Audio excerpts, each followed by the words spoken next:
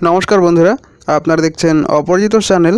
বন্ধুরা, বেকার ছেলে এবং মেয়েদের জন্য একটি ভালো খবর উঠে এসেছে। আপনারা জানেন বিভিন্ন ডিস্ট্রিক্টে কিন্তু রূপশ্রী প্রকল্পের আওতায় নিয়োগ চলছে। তো বন্ধুরা, আরও একটি ডিস্ট্রিক্টে কিন্তু রূপশ্রী প্রকল্পের নিয়োগের বিজ্ঞাপন প্রকাশিত হয়েছে। 7/3/2019 মার্চ মাসের 7 তারিখে বিজ্ঞাপনটি প্রকাশিত হয়েছে। আবেদন করার লাস্ট ডেট 25/3 অর্থাৎ মার্চ মাসের 25 তারিখ অবধি আপনারা আবেদন করতে পারবেন। তা বন্ধুরা, আপনাদের কী কী যোগ্যতা লাগবে এবং কত বছর বয়স অবধি আবেদন করতে পারবেন, কত টাকা বেতন পাবেন এবং কোন কোন পদে কতগুলো শূন্য পদ রয়েছে, সমস্ত তথ্য আমি আপনাদের জানাবো। তার আগে রিকোয়েস্ট করতে চাই, ভিডিওটি ভালো লাগলে অবশ্যই লাইক এবং শেয়ার করতে ভুলবেন না।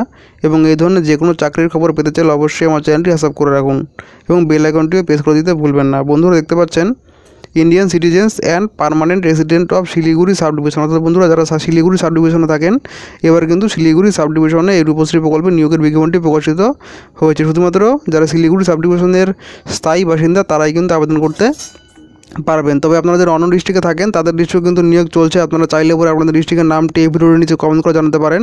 তাহলে ভবিষ্যতে আমি আপনাদের ডিস্ট্রিক্টের জন্য আলাদা করে ভিডিও নিয়ে আসতে পারবো। তা বন্ধুরা, দেখতে পাচ্ছেন অ্যাকাউন্টেন্ট পদে একটি শূন্যপদ রয়েছে। শুধুমাত্র এসসিটা আবেদন করতে পারবেন। 18 থেকে 40 বছর বয়স অবধি আবেদন করতে পারবেন। এডুকেশনাল কোয়ালিফিকেশন কী লাগবে দেখে নিন। কমার্স গ্র্যাজুয়েট হতে হবে, সাথে অনার্স থাকতে হবে। আপনাদের এমএস অফিসের ওয়ার্কিং নলেজ লাগবে, অর্থাৎ এমএস অফিস জানা থাকতে হবে এবং স্প্রেডশিট, ট্যালি এবং প্রেজেন্টেশন প্যাকেজ নিয়েও আপনাদের ওয়ার্কিং নলেজ লাগবে। আপনাদের কম করে 3 বছর এক্সপিরিয়েন্স লাগবে, তার সে সরকারি ক্ষেত্রেই হোক বেসরকারি ক্ষেত্রে হোক কোনো অসুবিধা নেই। এবং আপনারা প্রতি মাসে 15,000 টাকা বেতন পাবেন। এবং ডাটা এন্ট্রি অপারেটর পদে 5টি শূন্যপদ রয়েছে। তাদের মধ্যে এসসিদের জন্য 1টি, এসটিদের জন্য 1টি, আনরিজার্ভদের জন্য 2টি এবং আনরিজার্ভদের মধ্যে যারা এক্সাম্পটেড ক্যাটাগরি তাদের জন্য 1টি। এক্ষেত্রে আপনার 18 থেকে 40 বছর বয়স অবধি আবেদন করতে পারবেন। এক্ষেত্রে আপনাদের শুধুমাত্র গ্র্যাজুয়েশন করা থাকতে হবে, বিএ, বিএসসি, বিকম যে কোনো পার্সেন্টেজে পাস করা থাকলে হবে। এবং আপনাদের এমএস অফিস প্যাকেজ জানা থাকতে হবে এবং কম করে টাইপিং স্পিড লাগবে 30টি ওয়ার্ড প্রতি মিনিট। এবং আপনারা কম করে 1 বছর এক্সপিরিয়েন্স তার মধ্যে লাগবে, এটা সরকারি হোক বা বেসরকারি হোক। এবং 11,000 টাকা আপনারা বেতন পাবেন। এসসি এবং এসটি বন্ধুরা 5 বছর এবং ওবিসি বন্ধুরা 3 বছর ছাড় পাবেন। এখানে বলা রয়েছে আপনাদের কীভাবে পরীক্ষা নেওয়া হবে। অ্যাকাউন্টেন্ট পদের ক্ষেত্রে আপনাদের রিটেন এক্সামিনেশন নেওয়া হবে 50 নম্বরের, জেনারেল নলেজ, অঙ্ক, ইংলিশ থাকবে, কম্পিউটার অ্যাকাউন্টেন্সি থাকবে এবং কম্পিউটার টেস্ট নেওয়া হবে 40 নম্বরের, ভাইভা ভয়েস নেওয়া হবে 10 নম্বরের। এবং ডাটা এন্ট্রি অপারেটর পদের ক্ষেত্রেও সেই একই 40 নম্বরের রিটেন টেস্ট নেওয়া হবে, GK, current affairs, general mental ability, arithmetic এবং ইংলিশ। 50 নম্বরের কম্পিউটার টেস্ট নেওয়া হবে এবং ভাইভা নেওয়া হবে 10 নম্বরের। এখানে কীভাবে আবেদন করবেন বলা রয়েছে। এই নিচে দেখতে পাচ্ছেন একটি ফর্ম রয়েছে, এটি আপনাদের ফিল আপ করতে হবে। পিডিএফটি ডাউনলোড করার লিঙ্ক আমি এই ভিডিওটি নিচে দিয়ে দিচ্ছি, সেখান থেকে ডাউনলোড করে নেবেন। ডাউনলোড করে লাস্টের পেজটা প্রিন্ট করে নেবেন। প্রিন্ট করে সেটাতে সমস্ত ডকুমেন্ট দিয়ে দেবেন। দেওয়ার পরে আপনাদের সাথে কী কী দিতে হবে দেখে নিন।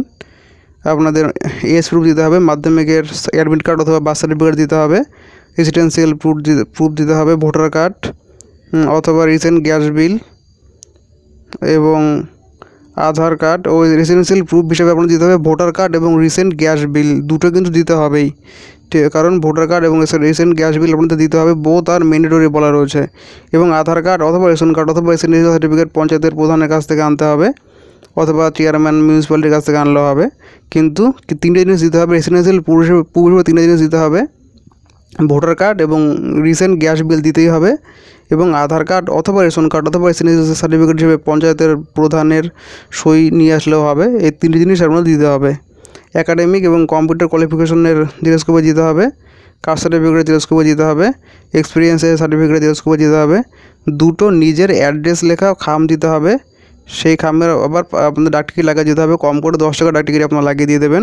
এবং 2টি পাসপোর্ট সাইজের ছবি দিতে হবে, ছবিগুলো কিন্তু অ্যাটাচড করে দিতে হবে। দেখতে পাচ্ছেন এখানে একটি লাগানো জায়গা রয়েছে, সেখানে একটি ছবি লাগিয়ে দেবেন, একটি ছবি আলাদা করে দিয়ে দেবেন।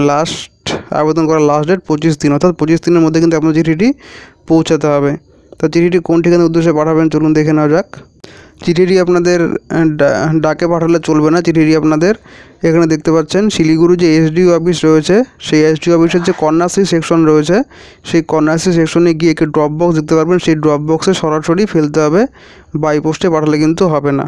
তো চিঠিটি ওখানে জমা দেওয়ার বা ওই ড্রপ বক্সে ফেলার লাস্ট ডেট 25/3 মার্চ মাসের 25 তারিখ অবধি আপনারা পাঠাতে পারবেন। তা বন্ধুরা, এই পিডিএফ ডাউনলোড করার লিঙ্ক এই ভিডিওটির নিচে দেওয়া রয়েছে। ধন্যবাদ বন্ধুরা ভিডিওটি দেখার জন্য।